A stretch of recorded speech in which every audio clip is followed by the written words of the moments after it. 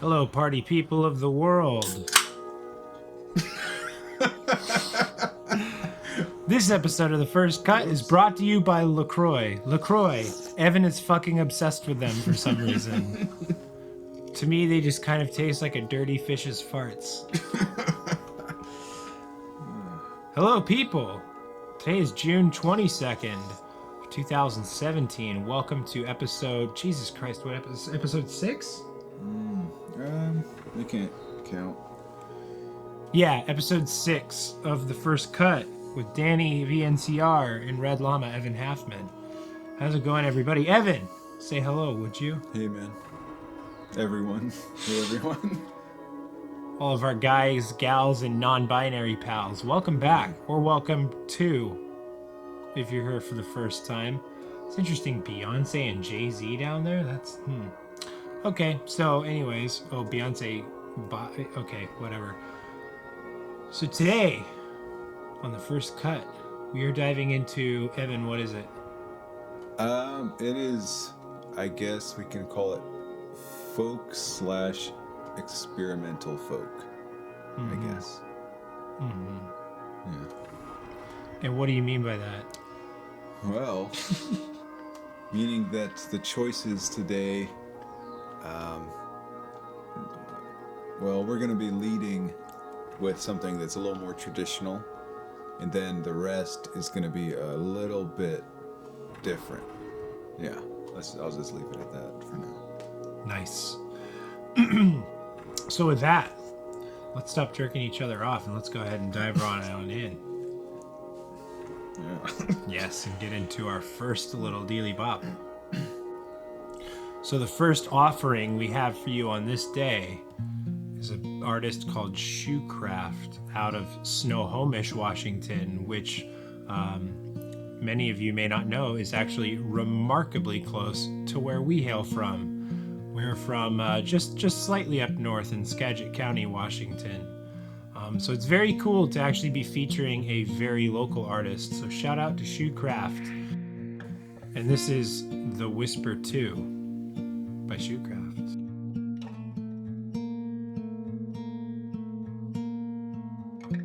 Shout out to the local folks for sure. Shout out to the local folks. Shout out to my friend Jesus Christ. But shout out to Shoecraft. So Evan, why don't you go ahead and get us started on this one? Yes, Shoecraft.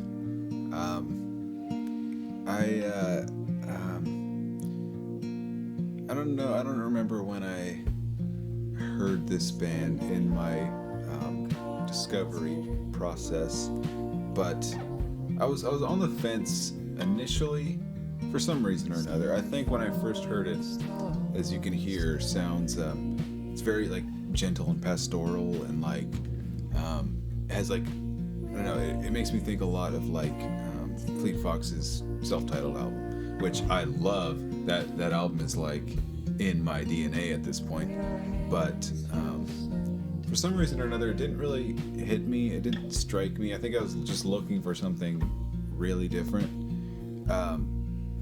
but I think upon my second listen I got pretty struck by this. I think it's just really beautiful, and like I said, I probably can't say it enough, pastoral. Like, I think it's just like the perfect word for this. It's just like a sort of just like a weekend out in the woods or something. Sure, absolutely. It's like, I don't know, I just feel like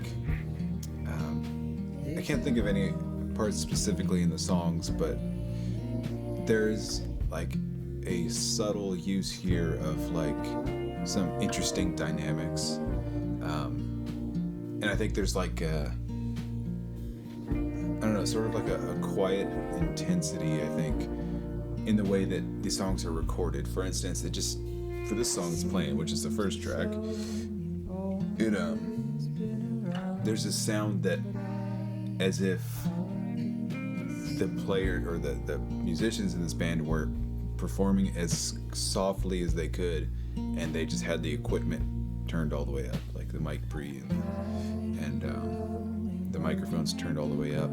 Yes. And so it has like, it sounds loud and big, but it also sounds really withdrawn, really gentle at the same time. And I really love that style. This does not sound like something that would sound remotely like fitting at like an outdoor festival or something. Yeah, this is definitely certainly music for like a small, intimate space. Yes, I agree. And it's probably well worth noting that I am a bit out of my element on this one because I'm not much of a folk boy or a folk kin, if you will. Folk is not really my ish. That's not to say that I have anything against it. It's just not what I gravitate to. And I mean, I like Helplessness Blues as much as the next guys, but I'm not a big folk person myself. I do enjoy this myself, most prominently because, like most people of the world, I find that even if I'm not that big on a specific genre, I'm a lover of music, and good music will always find a way through genres, I think. And this is one of those artists, I think, that, to me at least, does that pretty well. That even though I don't like folk really much at all, I do still deeply enjoy this. I find it very soothing, and very, very beautiful. And much like Evan said, it is not really meant to be listened to in a non-intimate environment, at least in my opinion. This is a very, very beautiful, intimate type of musical experience. I'm reminded slightly of Cass McCombs, which, again, not a big folk person, but semi-familiar. And, of course, because it's one thing that gets brought up so often, I adore the aesthetics applied here, all of them. The album cover, the backdrop is lovely, and even the banner photo, I think, is pretty excellent. Which, of course, if you're listening to this as a podcast, then I guess fuck you because you can't see it. But if you're watching the video on peanutbutterdisaster.com, then you'll be able to see it. And if you're listening to the podcast, then by all means, please look these guys up and you'll be able to see it and buy the album if you like, or just listen to it for yourself in a more personally intimate environment. So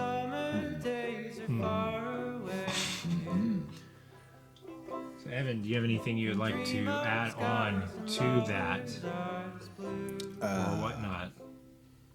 Not necessarily. It's worth noting that we're no longer doing our rating system. If you're just kind of tuning back in and didn't see the jazz episode. I think the jazz episode was the first one we did, if I'm not mistaken. Very good artists, local. So, hey guys, if you want to, reach out and maybe work with us in some way, hey, we're here. We're just a small pedal skip away. With that, Evan, would you like to get into the next artist? Sure. Cool. Okay, so we are now back with Mr. Daniel Johann and his album Winter. Winter? Yes. And as Evan had referenced, this one kind of deviates a little outside of the folk territory. But that's okay, it is still predominantly folk, and initially he wanted to review his release, Amity, which I only disagreed with because it's a single and not an actual album, so it was a little too short in my opinion. But if you're hearing this and wanted to hear something a little more directly folky, I do strongly recommend listening to Amity, and I'm sure Evan will agree with me on that. So certainly go back and look this one up. But with that, Evan, would you like to get us started on Winter by Daniel Johann? Yes.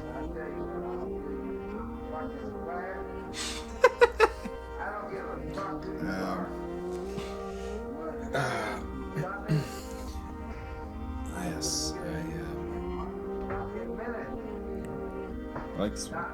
I like it. It's like,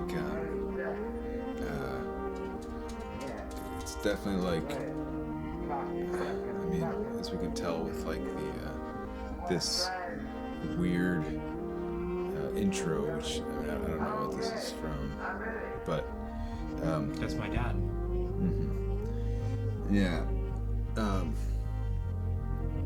It's like this slow kind of weird build. It's definitely like has more of an experimental vein to it. It kind of makes me think of like old like microphones, and like I love that like late 90s like early noughties aesthetic of like how it's like it's kind of this weird bridge between like indie folk and indie rock, and it was like they're kind of like playing with each other in an interesting way. I just think there's a lot of like interest here. Sure. Especially in the vocals. Like I find that really interesting. Yes, I agree. Almost moan. You touched on an interesting thing, and I wanted to ask you on it. You were talking about the microphones, and obviously, I know consequently that also lends to Mount Erie as well, to some degree at least. Since I know for a fact we will never be covering the microphones of Mount Erie, since this is a discovery show where we're discovering new artists to show people, and we very much know who the microphones of Mount Erie are. Did you want to talk for a moment on that?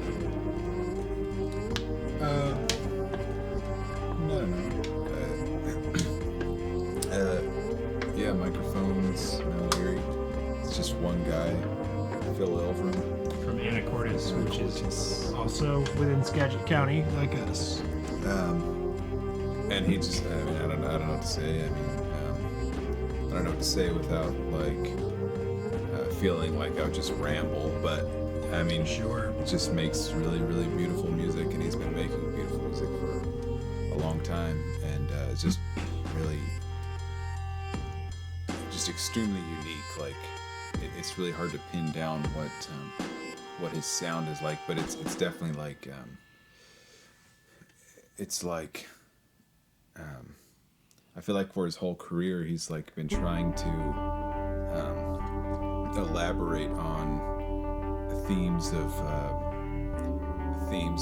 nature and wind and stones and like ephemeral things, and trying to merge those things with the idea of like consciousness and sort of how humans, the fragile little creatures, react with nature and that sort of thing. So that's kind of what Microphones of Mount Erie is to me. And sure. so it's just like when I listen to this Winter by Daniel Johann. Is it Daniel Johann? Presumably. It has a similar aesthetic. I guess it also reminds me of like Thanksgiving, which is like another band. It's kind of like that, like a lo-fi. I guess you could say a lo-fi folk band or whatever. That's just there's like sort of a pop songwriting bedrock to this, but then what's built around it is just some really interesting atmosphere. Yes. Yes, I agree. Yeah. Yes. Absolutely. Yeah. I rather enjoy this myself. Stop that shit. But yes, I rather enjoy this. Very atmospheric, very beautiful, and ephemeral, like you had had said. I think you honestly pretty much said everything I wanted to say on that, though, so I'm really at a loss for words. I did want to specifically touch, and I wanted to bring this up in the intro, but unfortunately I shit the bed on that. I wanted to touch as to, it's been quite a long time since Evan and I have made an episode of this, or if you follow me as DannyVNCR on YouTube, since I've made pretty much anything, and I wanted to talk briefly on that before we continue on. Evan and I both have jobs outside of this, and I'm not going to bore you with the details on that, but one thing he and I both do is we own a company called Natural Cut Records, if you didn't already know that. And currently we're in the process of making our third studio album with a lovely gentleman, Michael True, out of Seattle, Washington, formerly known as Autumn Electric. And we've been working on his album for quite some time now, but we're getting to the point now where it's starting to come to a head, and it's getting nearer to being finished. So we've been putting in 110, trying to wrap it up. So Evan and I have been very busy. I apologize if that has been upsetting to any of you guys. I've been waiting on another episode or something, but yes, unfortunately, that is the reason why. But we're getting very excited. And if you follow us on Facebook or the Twiddly Diddlies, of course you can be updated on that frequently. And if you follow Michael as well on Facebook, just the Michael True Band, I think. It's very good, and I hope we'll have some singles released in the very near future as well. But in the very neat futures. But not to take too much away from this. I just felt that was good to have it out there. So Evan, closing thoughts on Daniel Johann, or anything else you would like to have out there? Listen to it now. Yeah. Oh man, I dig this. I don't think I heard this song. Let's all just take a moment, shall we?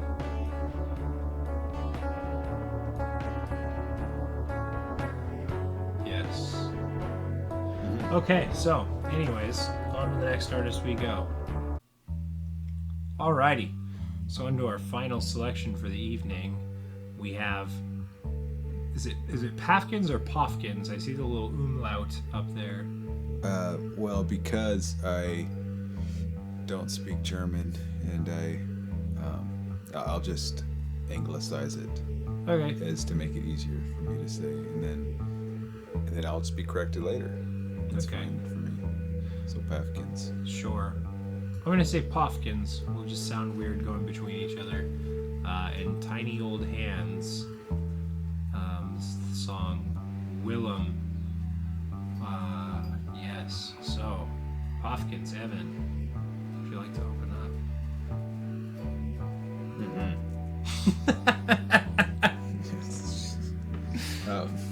Sorry, a lot of weird shit happens that you can't see on these videos or the podcast, but I'm sorry, Evan, go ahead. Oh, yes. So, pick of the week. Same, just to go on record. For me, obviously, I guess kind of obviously, because it's I'm getting you a fucking fidget spinner, by the way. With how much you're just like, let me pull on this dresser drawer, crunch this can or something. Oh, what are those? I'm just kidding. Yeah, right. Yeah, this is like a strong dual thumbs up for this, because just like again, it's like it captures like an essence of like the old sort of, I guess, like lo-fi, self-recorded, self-released sort of like almost like DIY aesthetic vocal music from like the late 90s or something. Like, I think it specifically kind of reminds me of like some old Smog, like Doctor came out down like 96, like just like I could see that. really mellow and beautiful and probably worth scrutiny. Like I can imagine that there's layers to this that go beyond what it sounds like on the surface, but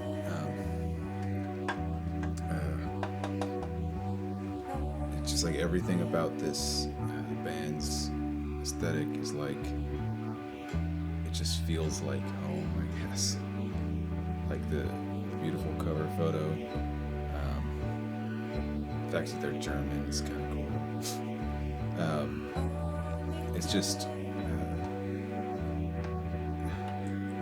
We covered another German individual in episode 2, Santa Oberwent. He was nice enough to reach out to us and tell us he really enjoyed the review. So Santa Oberwent, go check him out if you're into dark ambient. Shit's fire, fam, if you know what I'm saying. But yes, German, they're an interesting bunch. That I also rather enjoy this. again, like I think with like the first, Well, in response to I guess in relation to the first band, like this also has sort of like a really quiet intensity.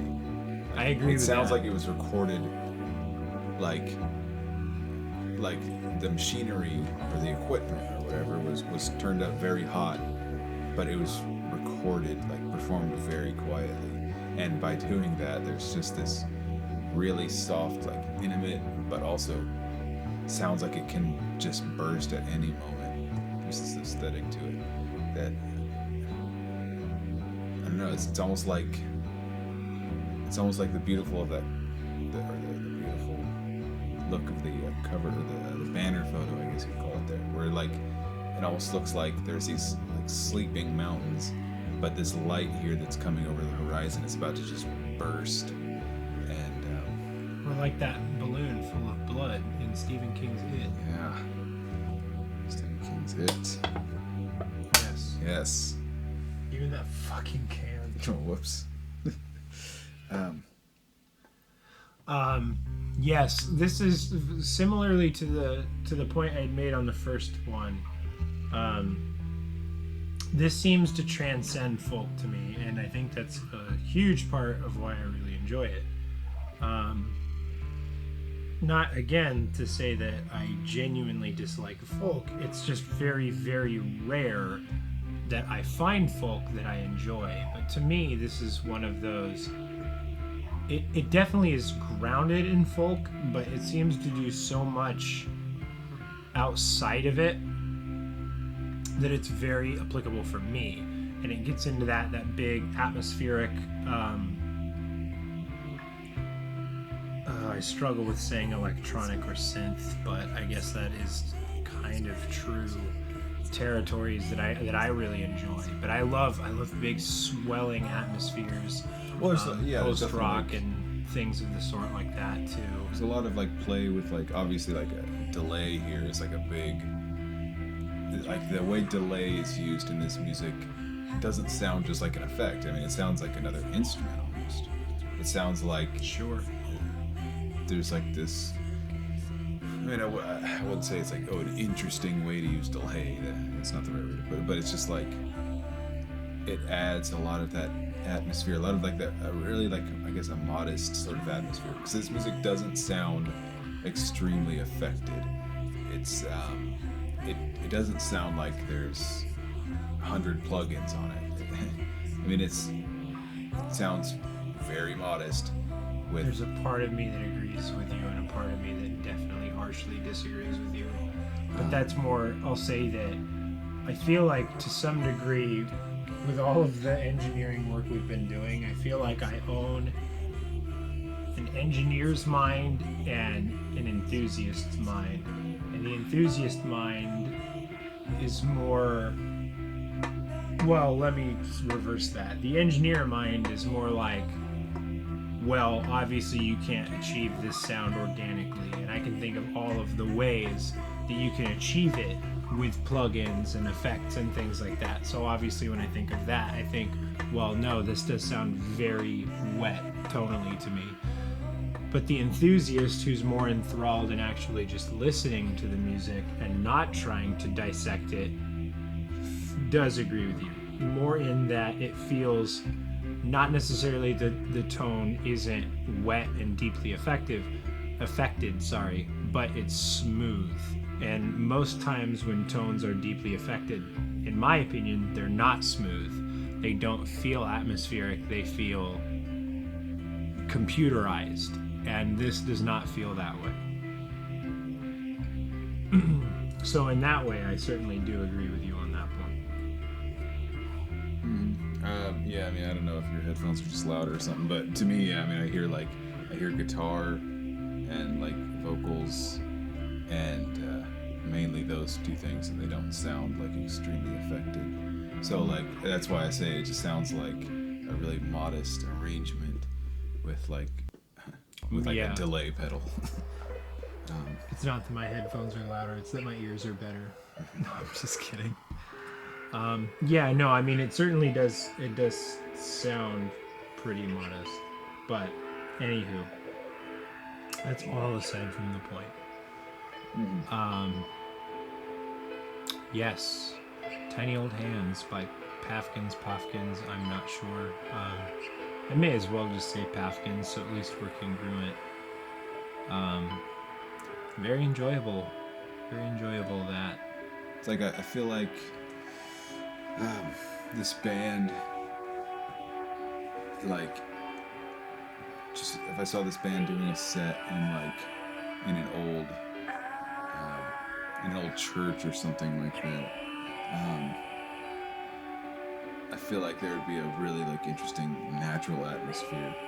I don't know. I feel like I kind of like want to know this band. Like, so Päfgens, if you're watching this and you like the things we had to say, send us a DM on Twitter. Wink, wink. We'd love to talk. More specifically, Evan, but I will not uninclude myself from that by any means. Yes. Or if you happen to know the artists, hey. I'm just trying to see what they're saying. So they got it on cassette and CD. Yeah, let's take a look at that. Cassette, CD, yes. Yeah. Yes. That's cool. I don't have a tape deck yet, but I think I do. That's a weird thing to say. I think I do. But I think I do. Yeah. So anyways, Evan, closing thoughts on that? I feel like this is like the closing thoughts right here. Just it's like shimmering. It's weird, like it's like a shimmery like ambiguity. Sure.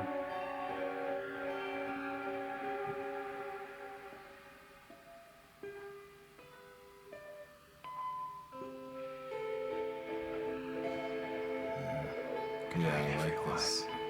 A lot. God, I feel like this could put me to sleep.